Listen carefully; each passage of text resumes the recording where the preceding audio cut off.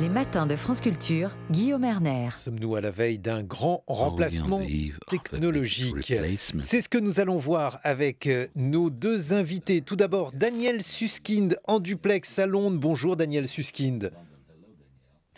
Vous publiez Un monde sans travail, comment les nouvelles technologies et l'intelligence artificielle reconfigurent le marché du travail. Et c'est aux éditions Flammarion. Et puis, ici même, dans ce studio, nous sommes en compagnie de Laure Soulier. Bonjour.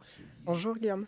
Vous êtes maîtresse de conférences en intelligence artificielle à Sorbonne Université au sein du laboratoire de robotique. Et alors je vous propose tout de suite, Laure Soulier, de nous expliquer ce qu'est ChatGPT, cette application dont tout le monde parle depuis quelques jours. Donc ChatGPT, c'est un système de dialogue qui est proposé par OpenAI, donc qui a mis à disposition du grand public via une interface, sur laquelle en fait on peut dialoguer avec ce système de dialogue, mais il est capable également de traduire des textes, de générer des poèmes, d'écrire des programmes informatiques. Il fait beaucoup de bruit ces temps-ci parce qu'il a des performances très intéressantes en termes de génération de réponses. Il fonctionne sur le principe de prédire la probabilité du prochain mot quand il génère une phrase, et puis il soulève aussi beaucoup de débats, notamment sur la véracité de certaines informations et puis de l'usage qu'on peut en faire. Oui, alors il écrit plutôt bien. Alors il écrit moins bien que Victor Hugo, mais suffisamment bien, par exemple, pour que l'on puisse imaginer, et c'est d'ailleurs ce que beaucoup ont non seulement imaginé, mais déjà réalisé, faire par exemple ses devoirs, rendre une copie grâce à ChatGPT. Exactement. Les réponses sont tout à fait plausibles quand on les regarde. Quand on regarde par contre un petit peu plus finement, on voit qu'il y a une régularité dans l'utilisation du vocabulaire, dans la ponctuation et une petite originalité mais très faible dans la génération des réponses. Donc on est sur quelque chose qui est détectable sur certaines parties. Daniel Susskind, est-ce que pour vous, ChatGPT, c'est le signe qu'une révolution est en cours? Est-ce que c'est véritablement une étape décisive dans la progression de l'intelligence artificielle, puisque ça signifie que ChatGPT peut remplacer un journaliste, un élève qui rend un devoir? Bonjour. C'est d'abord un grand plaisir d'être avec vous. Je ne peux pas très bien entendre la traduction de vos questions. Est-ce que vous pouvez reposer votre question? Parce qu'il n'y a pas de machine à traduire pour l'instant, donc j'ai besoin d'une alternative humaine. Est-ce que ChatGPT est une véritable révolution selon vous?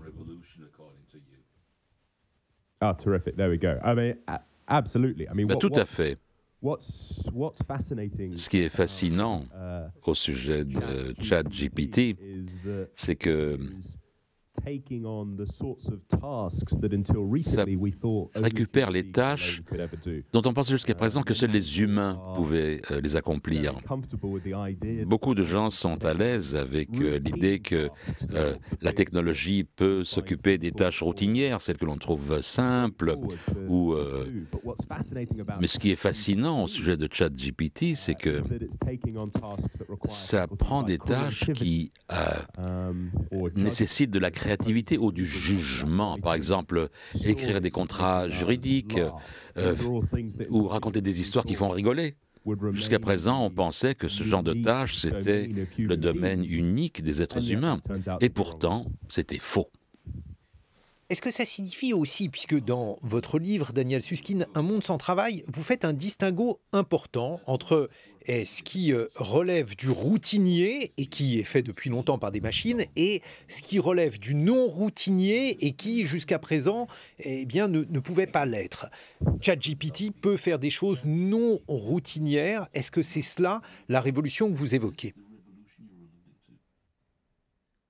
I'm sorry, again, the translation there was a little too quiet for me. I'm terribly sorry, but my... Is GPT doing things that couldn't be done previously by machines? Absolutely. Oui, tout à fait. It's exactly what it's doing. C'est exactement ce que ça fait. Ça prend des tâches, ça effectue des tâches qui, jusqu'à très récemment, les machines ne pouvaient pas réaliser. Et il fallait des êtres humains. Le genre de choses qu'un juriste créatif ou un écrivain créatif aussi ou un designer pouvait faire précédemment. Mais aujourd'hui, la machine le fait. C'est une technologie fascinante, mais il est important de ne pas mettre trop d'accent là-dessus. Il faut le voir comme faisant partie d'une tendance beaucoup plus importante, qui est que la technologie, peu à peu, mais sans fin, prend en charge de plus en plus de tâches que nous pensions pouvoir être réalisables seulement par les êtres humains. ChatGPT n'est simplement qu'un exemple de cela, mais cette tendance générale, c'est cela qui m'intéresse. Dans mon livre, Un monde sans travail, c'est ce que je décris, c'est ce que je dis au sujet du travail du futur. Laure Soulier, comment ça fonctionne, ChatGPT? Est-ce que c'est représentatif donc de l'intelligence artificielle? Comment fait-on pour qu'un programme accomplisse des tâches qui, généralement, sont dévolues aux humains? Alors, ce qu'il faut avoir en tête, c'est que ChatGPT, c'est dans le contexte d'une lignée de travaux depuis quelques années qui s'appelle les modèles de langue, qui permettent justement d'apprendre un petit peu comment formuler les phrases en prédisant le mot suivant. Et petit à petit, on construit des modèles qui sont de plus en plus gros et qui voient de plus en plus de données. À la base, ces modèles, ils étaient appris sur Wikipédia et maintenant, on augmente les sources de données et on va de plus en plus sur le web et également, on les entraîne sur de plus en plus de tâches, telles que des systèmes de questions-réponses, des systèmes de traduction ou des détections d'éléments à l'intérieur des phrases. Mais alors, il y a par exemple les services digitaux de Radio France qui me disent que c'est possible de faire un résumé d'un entretien au matin grâce à ChatGPT, que celui-ci peut écrire le résumé d'une émission. Comment procède-t-il, puisque, a priori, le fait de condenser un texte, c'est typiquement une opération non routinière qui réclame donc des capacités de synthèse, comme son nom l'indique. Comment faire en sorte pour qu'un programme informatique puisse réaliser cela ? Alors, en ChatGPT, ce sont des modèles qui sont basés sur l'apprentissage statistique, sur lequel on va donner des exemples au modèle pour pouvoir entraîner les paramètres du modèle. Et notamment GPT, c'est un modèle qui est basé sur l'instruction, sur lequel on va entraîner des exemples tels que « Est-ce que tu peux me traduire cette phrase ? Est-ce que tu peux me résumer ce texte ?» Et donc, en ayant vu ces exemples au préalable, il apprend à les tâches de génération de traduction, les tâches de synthèse, ce qui fait que quand on donne des nouveaux exemples à traduire ou à synthétiser, il est capable de le faire parce qu'il a vu ces instructions-là. Est-ce qu'il va progresser ? Il va fortement progresser, je pense, notamment le fait de mettre à disposition l'interface de ChatGPT. Indirectement, tous les utilisateurs qui l'ont testé ont fourni des exemples pour que OpenAI puisse entraîner encore une fois ou un peu plus loin son modèle. Donc alors, pour qu'on soit bien d'accord, Laure Soulier, il va progresser seul. C'est-à-dire, ce n'est pas parce qu'on va modifier le programme, ce qui signifie que cette intelligence artificielle aurait une forme d'autonomie. Non, pas du tout. On va utiliser les exemples pour continuer à entraîner. Et donc, pour continuer à entraîner le modèle, là, on a besoin de data scientists, d'ingénieurs spécialistes dans la science des données pour justement continuer à améliorer. Soit on garde le programme tel quel et puis on lui donne plus d'exemples, ou également on peut l'augmenter avec de nouvelles technologies ou de nouvelles hypothèses pour justement qu'il fasse de meilleures tâches par la suite. Daniel Susskind, il y a dans votre livre Un monde sans travail de nombreuses données qui montrent qu'effectivement ce remplacement de l'homme par la machine, il est en cours depuis quelque temps. Il y a par exemple eu une comparaison entre les hommes et les chevaux. Les chevaux sont devenus à un moment surnuméraires, en tout cas pour effectuer un travail de trait. A-t-on affaire aujourd'hui au même processus avec l'intelligence humaine ? Eh bien, tous les jours, on entend des histoires sur des machines qui accaparent les tâches qui, jusqu'à récemment, ne pouvaient être réalisées que par des êtres humains. Des diagnostics médicaux, conduire des voitures, faire des contrats juridiques, dessiner des bâtiments, etc., ou composer de la musique. Qu'est-ce que ça signifie? Qu'est-ce que ça signifie pour la grande majorité d'entre nous? Parce que notre emploi est notre principale source de revenus. Quand j'entends votre question, moi j'ai écrit Un monde sans travail parce que je crois qu'on ne prend pas ça suffisamment au sérieux, cette menace d'un monde où il n'y aura pas suffisamment de travail pour les gens. Parce que, ou en raison de ces changements technologiques, mais je voudrais être très très clair là-dessus. Si quelqu'un prend ce livre en s'attendant à un résumé extraordinaire d'un Big Bang technologique, disons que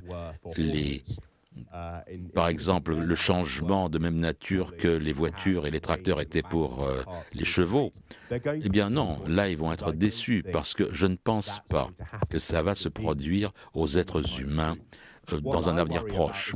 Ce qui m'inquiète, c'est un problème beaucoup plus graduel. En passant à travers le XXIe siècle, en allant de l'avant, de plus en plus de gens vont se retrouver à lutter pour avoir une source de contribution économique à la société qu'ils auraient pu espérer faire au XXe siècle, ou espérer avoir au XXe siècle, étant donné le niveau d'éducation qu'il a, la formation qu'ils ont reçue.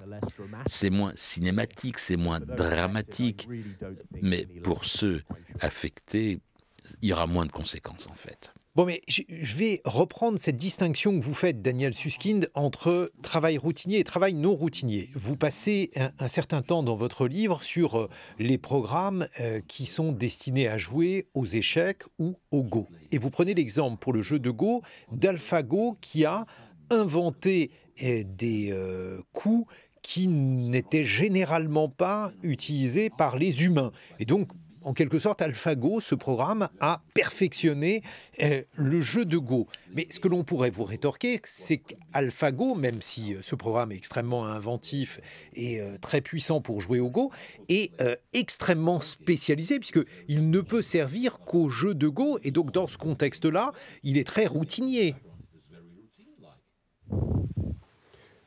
Mais vous avez tout à fait raison. Il y a une distinction dans l'intelligence artificielle entre l'intelligence étroite artificielle. Ce sont des machines et des systèmes qui peuvent faire une tâche très particulière de façon extraordinaire.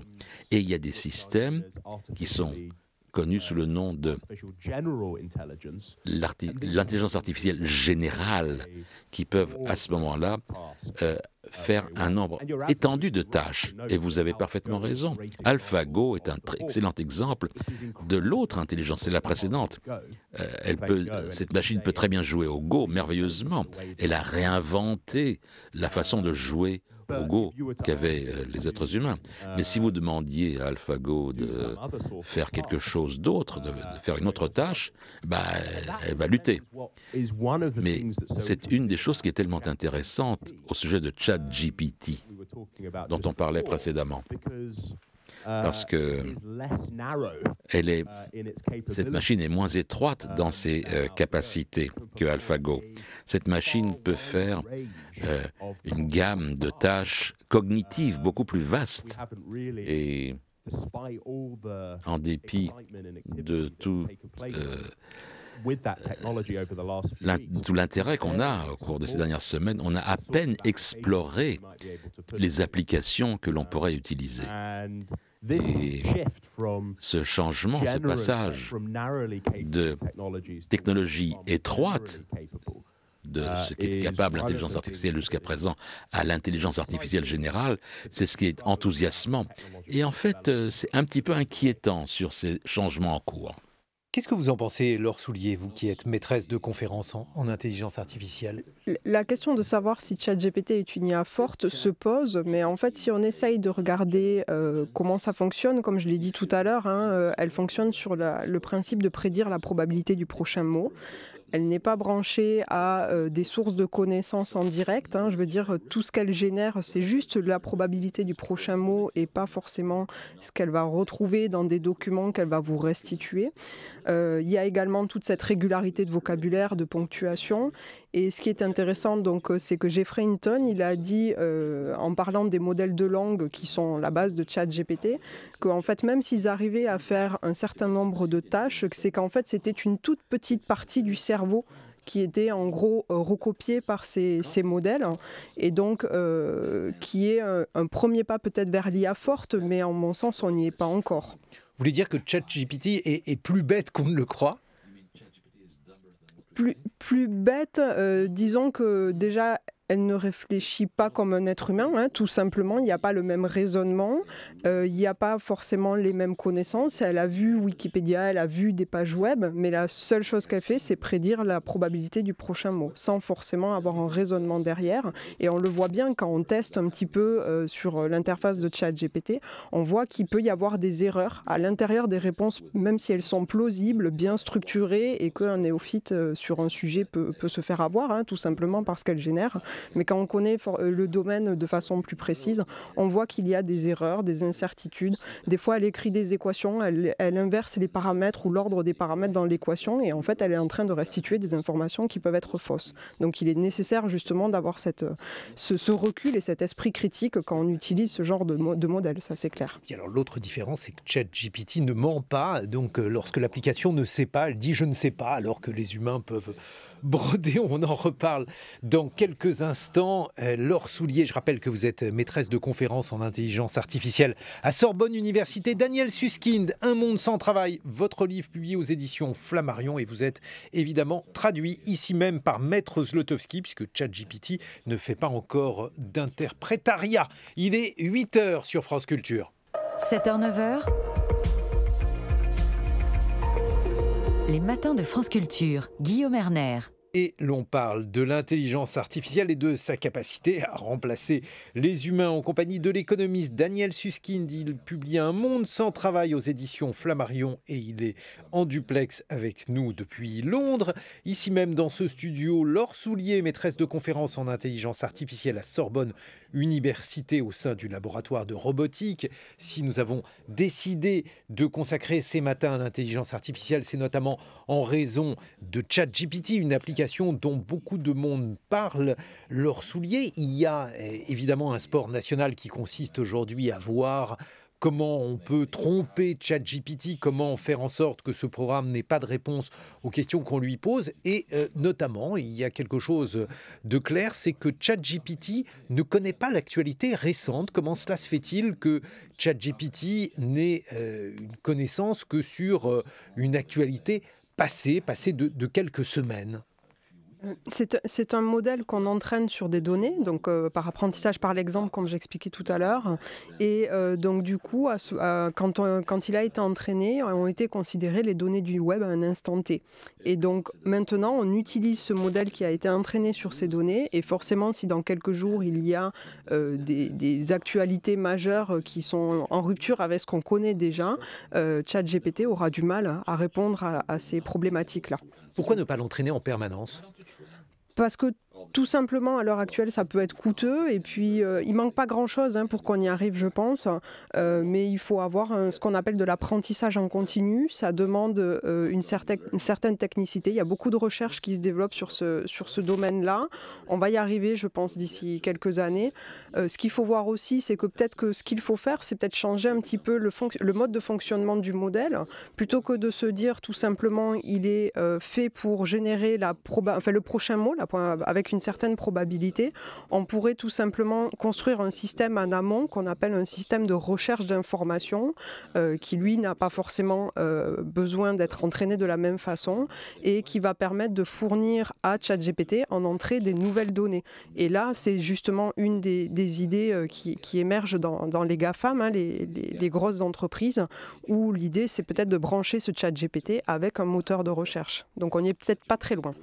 On n'est pas très loin et en attendant, vous disiez c'est un modèle coûteux, mais alors l'argent aujourd'hui était versé à milliards sur OpenAI, qui est donc l'entreprise qui aujourd'hui possède et développe l'application ChatGPT. 10 milliards sont versés par Microsoft.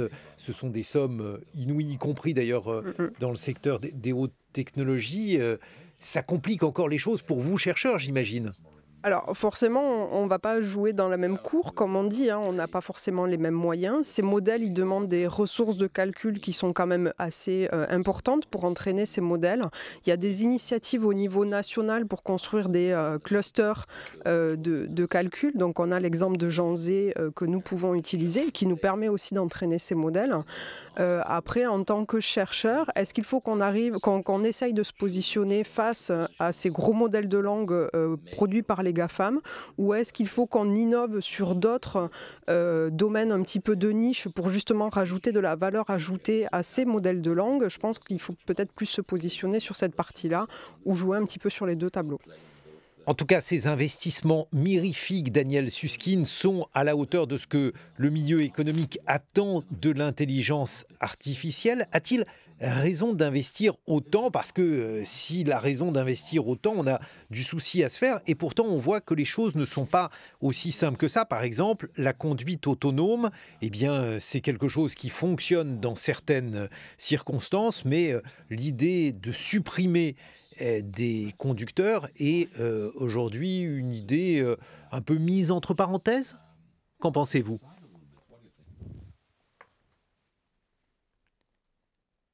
Daniel? Nous avons perdu Daniel. C'est ce qui... What do I think about the level of investment that is being made in these technologies? Whether I think that is a good thing? Est-ce que le niveau d'investissement dans ces technologies, est-ce que je pense que c'est la bonne chose? C'est ça la question? Yes, indeed, it's the right question. Laure Soulier, sur cette question donc de l'intelligence artificielle mise au service de la conduite autonome, le fait par exemple d'avoir eu de grands espoirs dans ce domaine-là et de se rendre compte aujourd'hui que c'est quelque chose qui est finalement plus compliqué. On voit que la conduite autonome fonctionne jusqu'à un certain niveau, mais qu'au-delà de ce niveau, eh bien, finalement, l'humain est indispensable. La conduite autonome, c'est un exemple typique un petit peu de la perception de l'IA, puisqu'il y a eu les challenges d'ARPA pour naviguer dans le désert avec des voitures autonomes. Et on a bien vu qu'au début, cela ne fonctionnait pas. Donc il y a eu plusieurs essais. Et puis après, il y a eu bien sûr des réussites. Et puis il y a eu la Google Car. Et quand est sortie la Google Car, on s'est dit, c'est bon, c'est pour demain. Mais en fait, pas du tout. Il y a quand même énormément de paramètres à prendre en compte pour arriver à avoir une voiture autonome. Et l'exemple de Uber, il y a quelques années, quand ils ont fait la voiture autonome et qu'ils l'ont testée dans le cas réel et qu'il y a eu un accident avec un cycliste, un accident mortel, a été un exemple qui a permis de montrer qu'il ne faut pas aller non plus trop vite sur ces technologies, puisqu'il y a l'apprentissage par l'exemple qui est nécessaire, et donc forcément on n'a pas envie d'avoir des exemples négatifs comme on dit dans la vie réelle, tels que l'accident. Et puis après on voit très bien que là ils ont été trop vite en termes technologiques et puis en termes législatifs aussi sur cette partie-là. Donc ça c'est un exemple, mais après il y en a beaucoup d'autres par exemple où on peut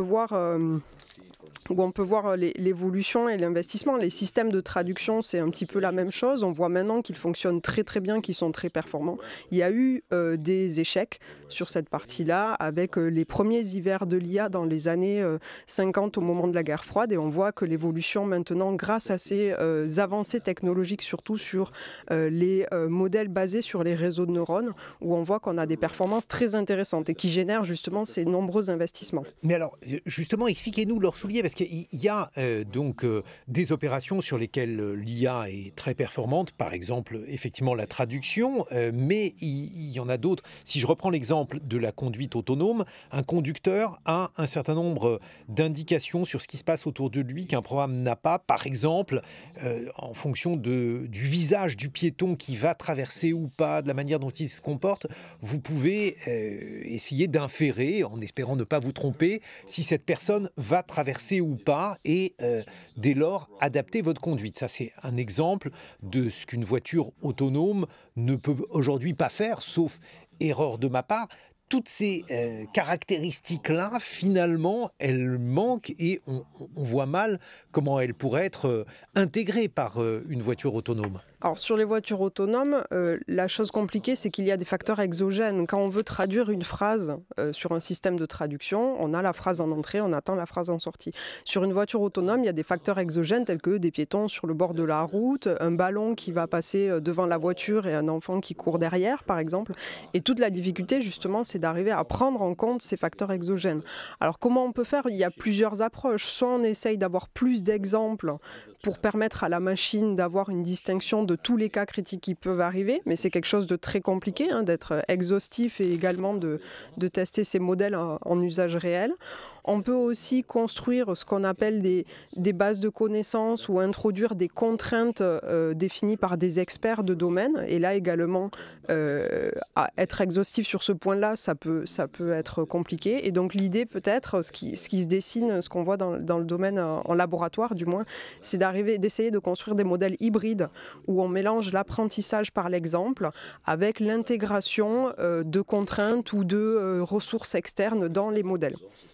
Daniel Susskind, je crois que vous êtes de retour parmi nous. Je vous posais tout à l'heure la question de savoir si les milieux économiques avaient raison d'investir autant sur l'intelligence artificielle. Je pense que oui, parce que la promesse de ces technologies, c'est véritablement remarquable. Nous passons énormément de temps à réfléchir sur l'impact, l'effet de rupture de ces technologies, ce que cela signifie pour le marché du travail à l'avenir. Mais il y a un autre côté à cette question. Qu'est-ce que ça signifie pour les utilisateurs de ces technologies? Et quand vous regardez autour de vous, la société et la façon dont la plupart des gens n'ont pas accès à suffisamment d'éducation, qui ne savent pas gérer leurs affaires financières, qui ne savent pas, comment dire, qui n'ont pas accès à, par exemple, à des soins de santé, ou qui n'ont pas de connaissances en architecture. La promesse de ces technologies, c'est que comme l'intelligence artificielle, ça peut à l'avenir fournir un accès beaucoup plus facile à ce genre d'expertise dans la recherche d'un avis ou qui pour l'instant est inaccessible ou que les gens ne peuvent pas se permettre financièrement.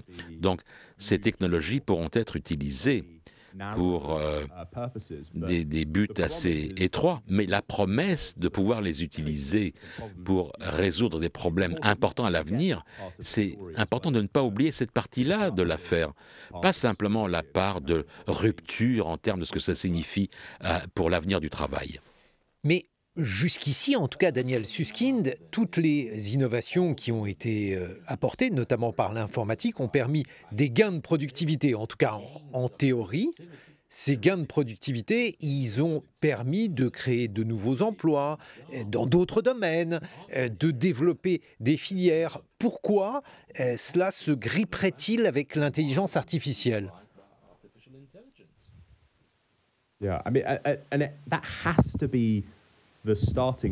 Ça doit être le point de départ qui est véritablement, vous savez, la croissance économique d'il y a 3 siècles, par exemple. Les gens étaient inquiets des technologies de l'époque qui prendraient leur travail.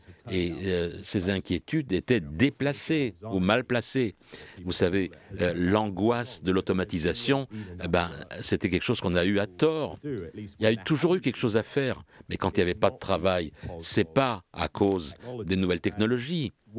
Et une des raisons pour lesquelles, c'était exactement comme vous l'avez dit, c'était que ces nouvelles technologies avaient par le passé créé de nouveaux emplois pour les gens, avaient déplacé des employés, des travailleurs qui pouvaient travailler ailleurs dans la nouvelle technologie et pouvaient travailler. Mais l'argument d'un monde sans travail, c'est que, dans mon livre en tout cas, c'est que cette fois-ci, les choses peuvent être différentes. Et la réponse en bref, pourquoi c'est différent maintenant, c'est que nos systèmes et nos machines deviennent de façon incroyablement capables. Et par exemple, ils prennent des tâches et des activités qui jusqu'à récemment nous pensions possibles que par les esprits humains les plus experts. Et la réponse développée, c'est que quand vous regardez les forces économiques différentes qui ont tenté d'accroître la demande pour les travailleurs humains par le passé qui ont été déplacés par la technologie, il y a de bonnes raisons de penser que ces forces économiques aujourd'hui seraient plus faibles dans les décennies à venir qu'elles ne l'étaient par le passé. Et je pense que c'est vraiment ça l'aspect le plus controversé, mais l'argument le plus important de mon nouveau livre. Qu'est-ce que vous en pensez, Laure Soulier? Dans mon équipe de recherche, on aime bien comparer ces tendances avec Wikipédia. Quand Wikipédia est né, on s'est tous dit c'est la fin de l'école puisqu'il y a toutes les connaissances dessus et donc les étudiants n'auront pas besoin d'aller à l'école. Et on a bien vu que en fait, c'est un usage qui s'est régulé sur Wikipédia, à la fois comment l'utiliser en tant qu'un outil d'aide à l'acquisition de connaissances et également une régulation au niveau de la construction sur Wikipédia pour assurer que les informations étaient vraies. Et en fait, l'usage, en mon sens, de ces intelligences artificielles telles que ChatGPT, c'est un petit peu dans ce sens-là. Pour l'instant, on est au tout début et donc on découvre, ou du moins le grand public découvre ces interfaces. Et donc je pense, moi je suis assez confiante dans le sens où pour moi il va y avoir une régulation au niveau de la véracité de ces modèles au fur et à mesure. On va améliorer les performances de ces modèles en termes de recherche et également on va éduquer la population à utiliser ces outils pour justement, comme l'a dit Daniel Susskind, à travailler différemment. Peut-être pas moins ou pas du tout, ça je ne sais pas, mais en mon sens, travailler différemment et les voir comme des outils d'aide au travail. D'autant, Daniel Susskind, que les économistes se sont toujours trompés lorsqu'il s'agissait de considérer que c'était la fin du travail ou la diminution du travail. Vous rappelez par exemple dans votre livre « Un monde sans travail » les prophéties de Keynes. Là aussi, il s'est trompé. Pourquoi les gains de productivité enregistrés par l'intelligence artificielle permettraient d'aboutir à une diminution du travail plus sensible que celle que prophétisait Keynes ?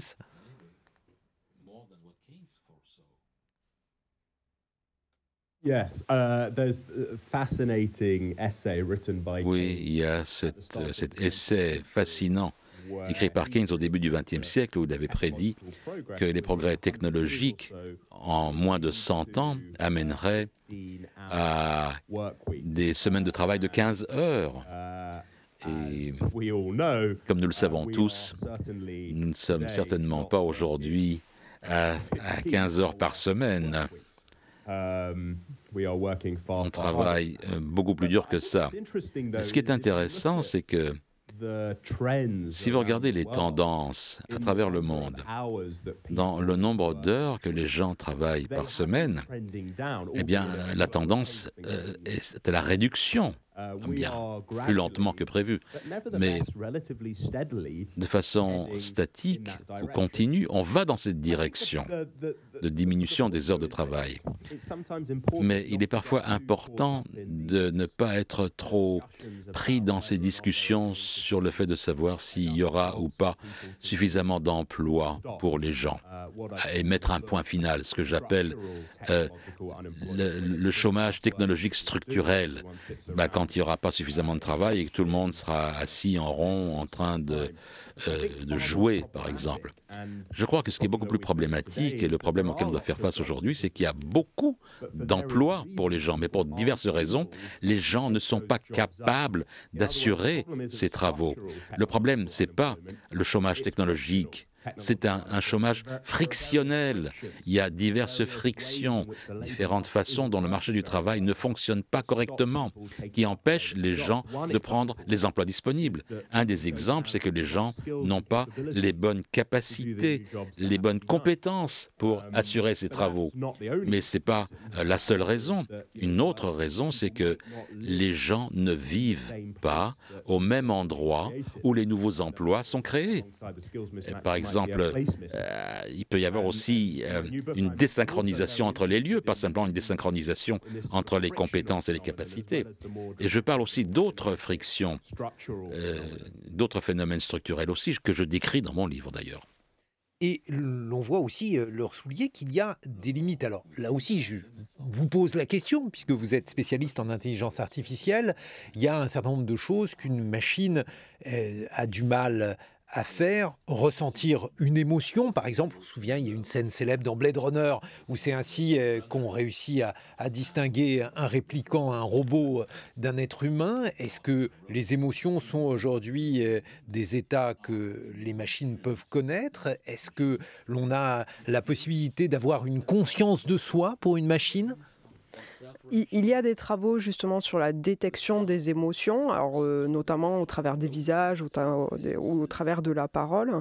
Après, arriver à avoir un système qui tend vers une IA forte ou une IA générale dont Daniel Susskind parlait au tout début de l'émission, en mon sens, on y est encore loin parce qu'il faut arriver à brancher un petit peu toutes ces technologies, d'arriver à résoudre des tâches, de rajouter du raisonnement, de l'émotion. Et forcément, c'est quelque chose de compliqué. Si je fais le parallèle avec ce que je connais, c'est-à-dire le monde de l'enseignement, est-ce qu'on aurait une IA qui peut remplacer un enseignant et aller faire cours à sa place? Peut-être que l'IA serait capable de construire un cours, de donner l'ensemble des connaissances aux étudiants devant une salle de classe. Par contre, est-ce qu'elle serait capable de détecter qu'un étudiant est en difficulté dans l'acquisition de la connaissance? En mon sens, pas à ce jour, hein, on en est encore loin. Et c'est là que, pour moi, c'est plus un outil d'aide qu'un outil qui va remplacer l'enseignant dans sa salle de classe. Et donc, avec justement ces barrières sur l'émotion, on va également avoir des barrières sur le domaine juridique. Quand une IA me génère un plan de cours ou un cours en intégralité, bien que en fait, elle le fasse en générant le prochain mot dans la phrase, indirectement, elle est capable aussi, elle peut, sans le savoir, recopier du texte qu'elle a déjà vu sur ces exemples. Et donc la question se pose de est-ce que j'ai le droit de réutiliser ce qu'elle donne, puisque potentiellement ça peut être une copie de ce qui existe. Donc il y a en plus des barrières émotionnelles, cognitives, tout ça, il y a également des barrières liées au domaine juridique, au domaine éthique. Est-ce qu'on a le droit de tout transformer avec une IA? Un des premiers débats qu'il y a eu sur ChatGPT, c'était des gens qui avaient testé pour avoir la recette d'une bombe.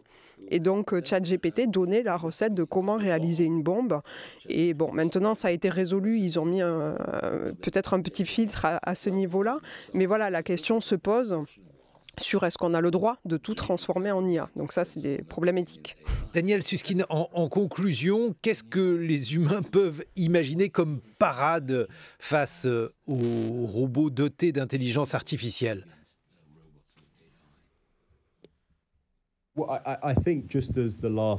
Eh bien, comme le dernier commentaire vient de le faire, commentaire de l'or, lorsqu'on pense aux limites et aux contraintes de ces technologies, on peut penser à ce que sont les problèmes techniques.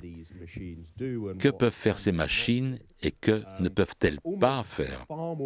Mais beaucoup plus important que ces considérations techniques, c'est les considérations éthiques, morales.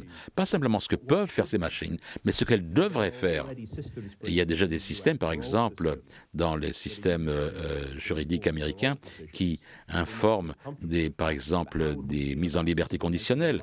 Comment est-ce qu'on peut donner à une machine la possibilité de donner une sentence de mort, par exemple? Il y a des problèmes moraux et des limites éthiques, morales, plus que des limites techniques. Et ça, c'est une partie importante du temps que je dédie en tant que chercheur et en tant qu'écrivain dans l'Institut d'éthique à Oxford, dans le monde de la robotique, où on explore exactement ces contraintes éthiques. Quelles sont les sources de la loi?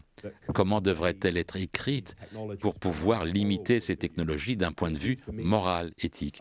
Et pour moi, ça me semble être les choses beaucoup plus significatives, beaucoup plus importantes que les contraintes techniques. On pourra utiliser ces technologies pour faire énormément de choses et nous allons vouloir mettre un petit peu de contraintes éthiques sur la façon de les utiliser.